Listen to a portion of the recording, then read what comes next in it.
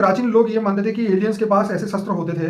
इतिहास में भी काफी लिखा हुआ है। जैसे उन्होंने एक और बात बताई कि एक आइलैंड पे एक जादूगरनी थी सर्सी नाम की।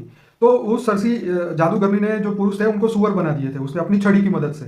तो क्या वो टेक्नोलॉजिकल डिवाइस था उसके पास में, क्या वो उस इंसान के डीएनए को भी चेंज कर लेते थे, मनुष्य से सीधे जानवर बना देते थे। तो ये सब एक जादू के सहारे, एक छड़ी के इशारे पे सब होता था। फिर जैसे हनुमान जी की गदा में बहुत शक्तियां थी, अपने भारत के शास्त्रों में बताया। शिव जी के त्रिशूल में बहुत मतलब पूरा का पूरा विनाश कर सकते थे। तो ये जो जादूगरों का जो कनेक्शन था, क्या वो दिव्य लोक में था, ऐसा वो लोग कह रहे हैं।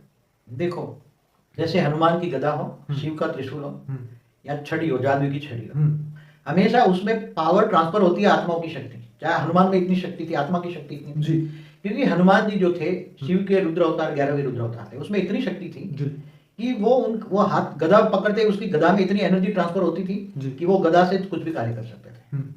शिव के त्रिशूल में शिव की शक्ति आती थी। तो ऐसे ब्रह्मास्त्र बताते थे, ब्रह्मा का अस्त्र जो था, ब्रह्मास्त्र में इतनी शक्ति आती थी कि जो विनाश करके आ जाता था पूरे। ब्रह्मास्त्र के शस्त्र के बारे में ये बताया जाता था कि पूरे ब्रह्मांड को ही खत्म कर सकता है, इतनी ब्रह्मा के शस्त्र में एक ही शस्त्र में पूरे तीनों लोग को खत्म कर सकता है। तो ऐसे अस्त्र शस्त्र थे। तो मतलब आपका कहना मतलब ये है कि ये सब टेक्नोलॉजी आत्मा की हेल्प की वजह से होती है, खुद की हो चाहे ऊपर वाले एलियंस आके करते हो। एलियंस माना देवता, देवताओं के पास आत्मा की शक्ति होती है, वो साधन में ट्रांसफर होती है। जैसे एक बात